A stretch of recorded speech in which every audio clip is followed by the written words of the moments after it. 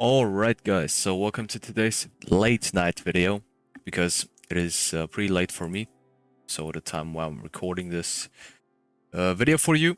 But in today's video we will work on this anime Battlegrounds game right here, and as far as I can remember, I have promised you that I'm going to finish the Gear 4 and create some shards for the Gear 4, so as some kind of effect.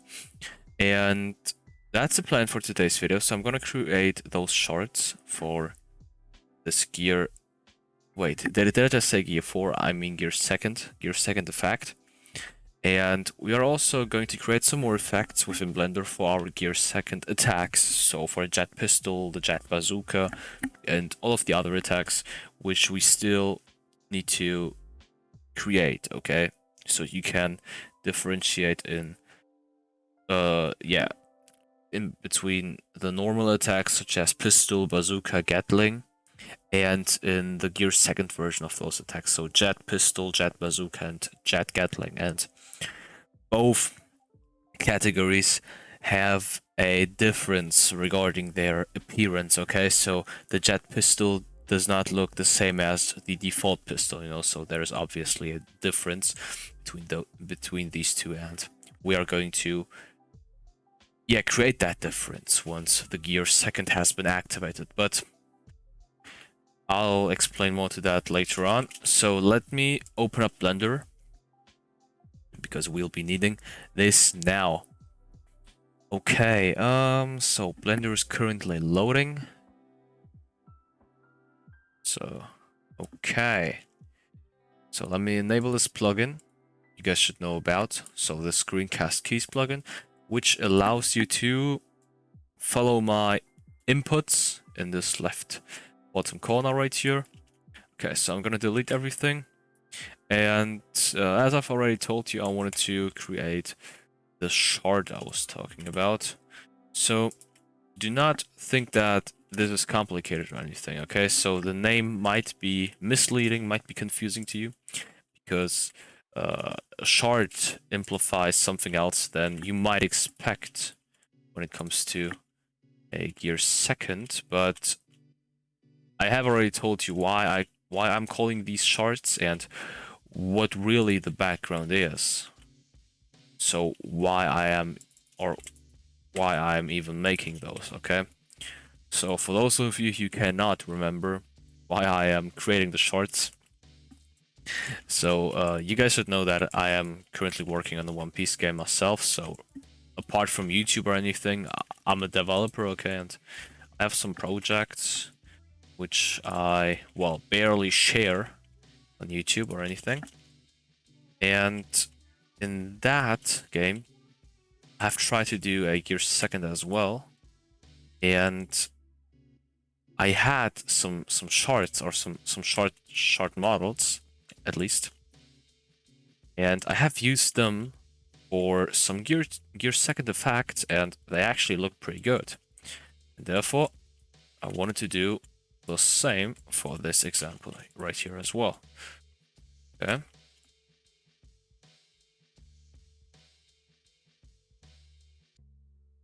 So that's how a possible shard could look like. You can now stretch it, or you can now, do some small changes if you want to. And yeah.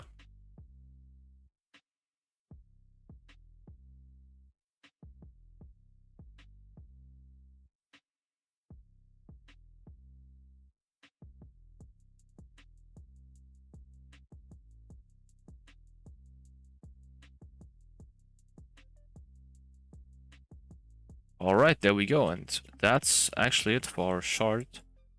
Let's just do this. Wait.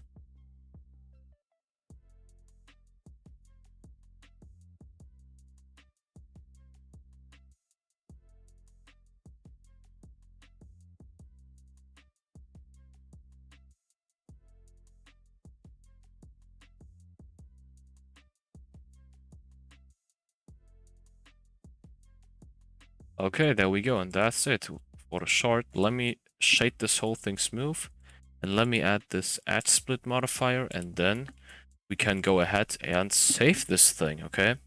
Or export it. So to export it, you just need to go to File, Export OBJ, and then you can actually move on to find a saving spot right here.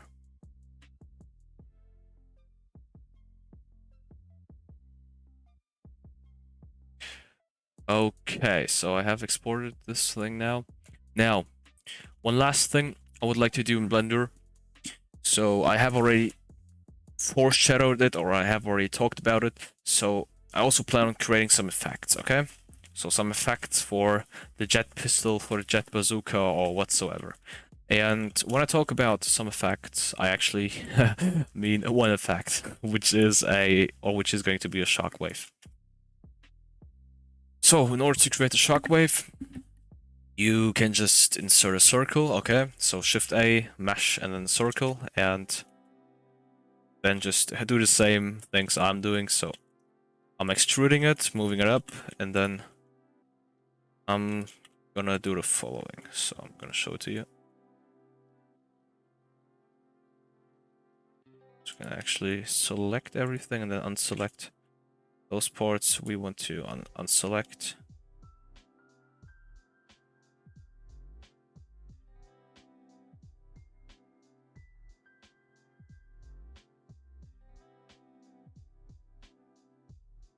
There we go.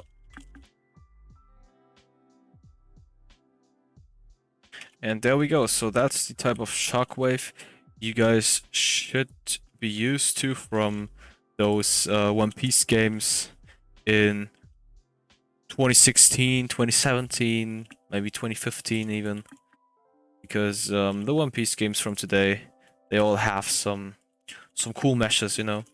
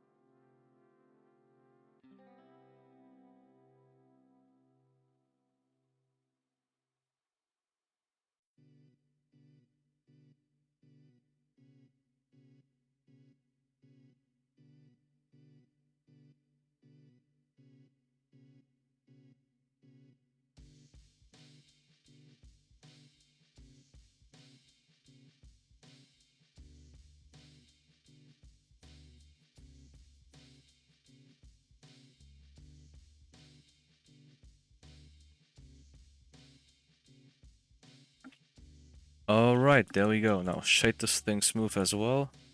Apply this edge split modifier onto it, and there we go. Okay, now the same thing for this guy right here as well. File, export, and then OBJ.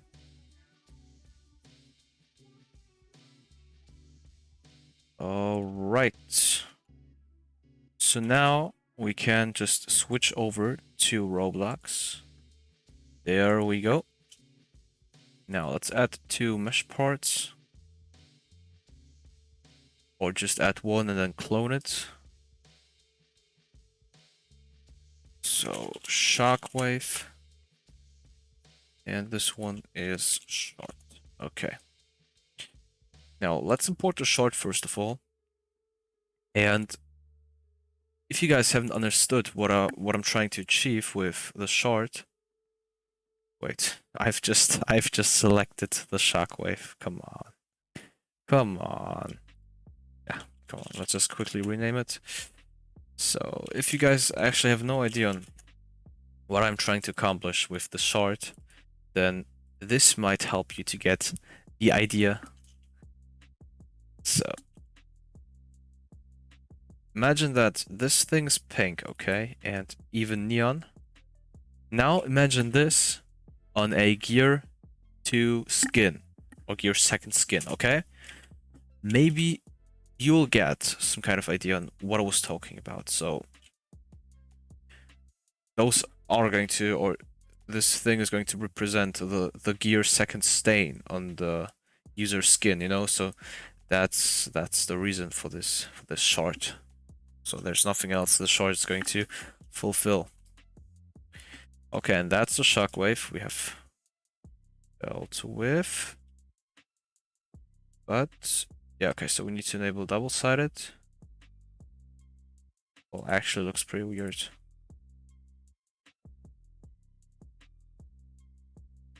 Let's add neon as material and let's add some transparency to it.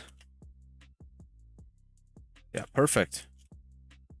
All right, shockwave. There we go. Now, let's move the shard back in because we need to do some optimization on this one. So in order to make it able to fit to the player's limb, skin, whatsoever, we need to shrink it down in size.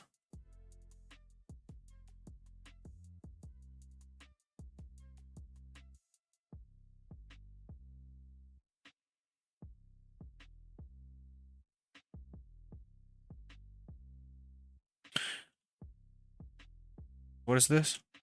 Oh.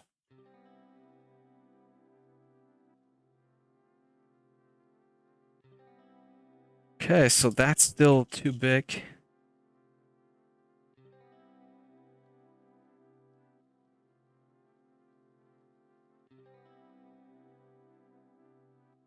Okay, so that's fine, I guess. So let's move it back inside of the replicated storage. Now the next thing is this shockwave right here. I don't know if that's too big, but it probably is. Well, let's just use it anyways. We can always shrink it down via script. Now, select both. Make sure that can collide as false and that...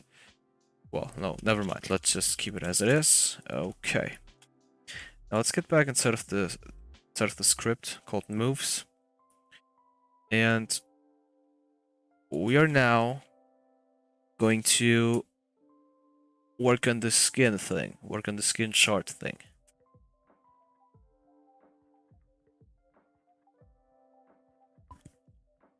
So, I'm gonna script everything and then I'm gonna explain it to you, so do not worry.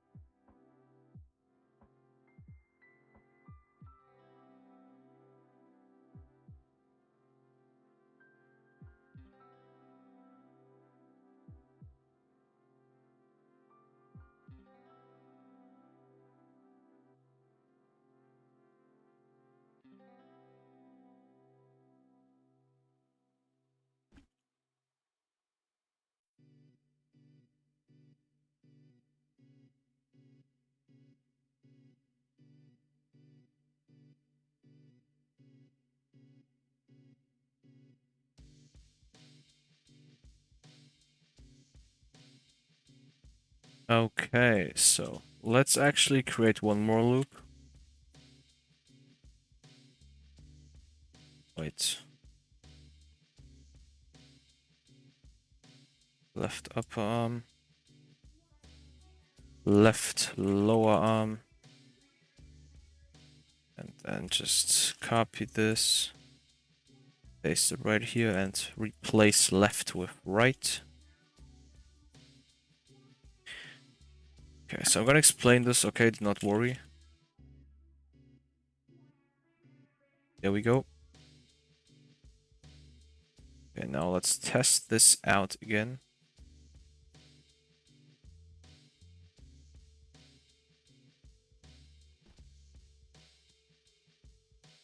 Okay, so there's nothing. So there's nothing directly visible from the surface, but we actually have some shards inside of here. We just need to move them out, okay? And that's the part where things will get a little more complicated.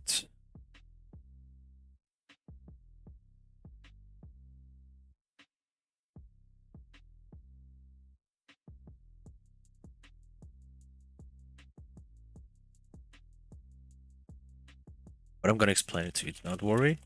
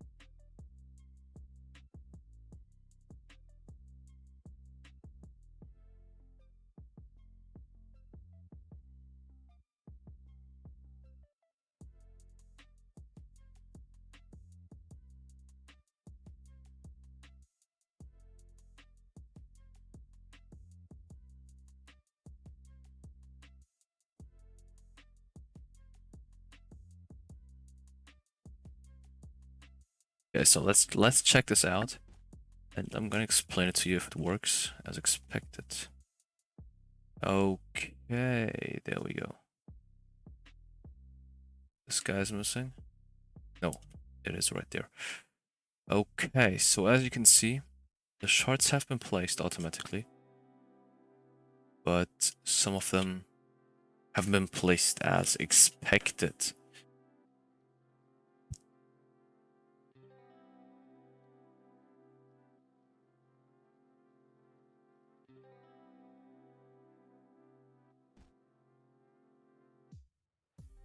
Now, there we go.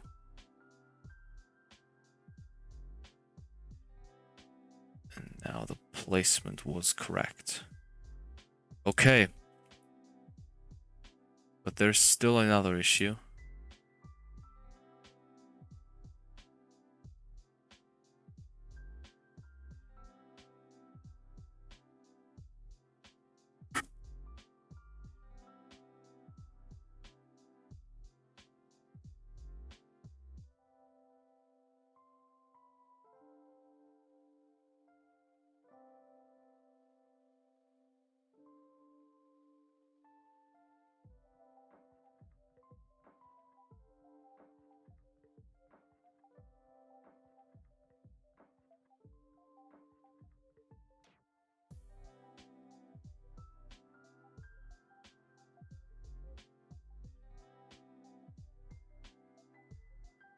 So there are probably more elegant ways to take care of this, but you guys probably don't even know what I'm writing right here. But I'm gonna explain it to you. So wait. So yeah, so that's the right arm actually. Well, this is the left arm. So let's change this to left. Okay.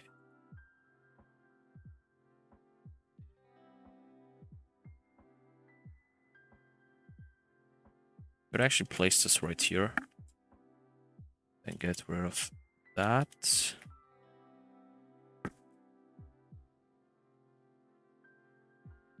Well, okay, never mind.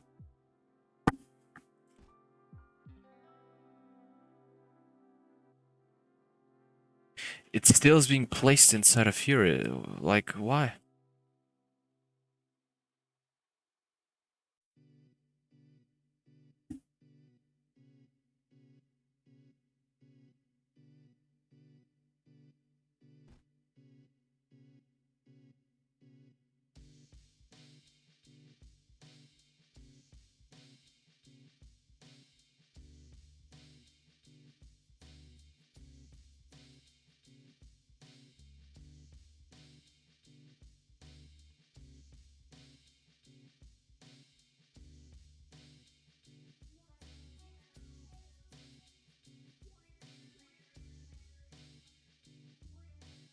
Come on, let's just leave it as it is. We do not need to make things complicated.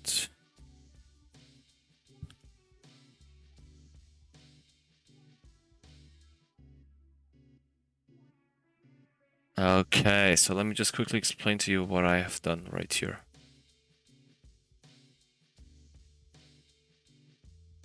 Oh wait, I have literally deleted the part where the smoke appears. Or which makes the smoke appear. And I've just noticed that.